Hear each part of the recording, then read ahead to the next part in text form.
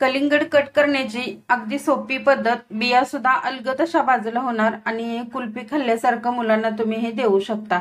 तर ही एकदम सोपी पद्धत कशी आहे ते पाहूया, चला व्हिडिओला सुरुवात करू। इथे मी मोठाच एक कलिंगड घेतलेला आहे, पाहू शकताय तुम्ही, आणि ते स्वच्छ धुवून घेतलेलं आहे। पहिल्यांदा बाजारातून आणलेला ते व्यवस्थित असं धुवून घ्यायचं किंवा एखाद्या पाटीमध्ये पाणी ठेवून त्यामध्ये एक 15 ते 20 मिनिटं तसंच बुडवत ठेवायचं आहे। तर कलिंगड आहे ते आपल्याला पूर्णपणे मधून कट करायचं आहे अशा पद्धतीनं।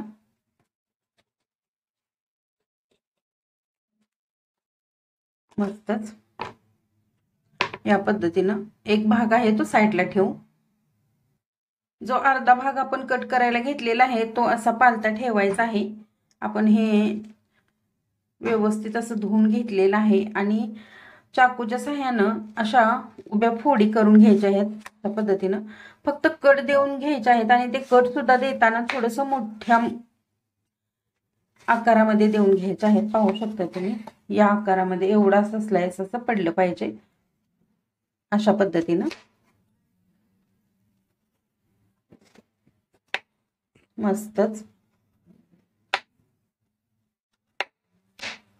आणि तोच भाग आहे तो असा फिरवायचा आहे या पद्धतीनं।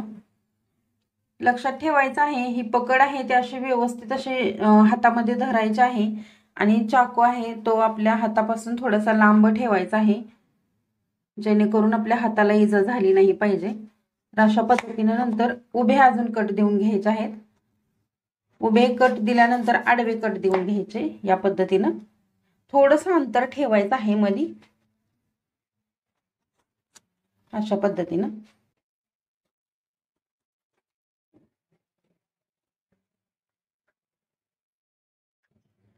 तर पाहू शकता आपण चारही बाजूने व्यवस्थित असं कट करून घेतलेलं आहे। पूर्णपणे ह्याच्या स्लाइस आहेत ते वेगवेगळ्या झालेल्या आहेत। तर लहान मुलं वगैरे असतील ना तर त्यांना ह्या अशा पद्धतीने तुम्ही कुल्फी सारखं कलिंगड कट करून देऊ शकता। आता हे जे आहे ते बिया काढण्याचं अगदीच सोपं झालं। फक्त इथं थोड्याशाच बिया येणार मध्ये, त्या फक्त काढून टाकल्या तर 2च बिया होत्या। तर हे तुम्ही असं मुलांना खायला देऊ शकता।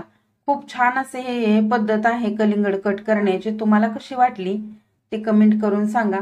चॅनलवरती नवीन असाल तर चॅनलला नक्कीच सबस्क्राइब करा। व्हिडिओ आवडला असेल तर मित्रपरिवारामध्ये शेअर करा। धन्यवाद।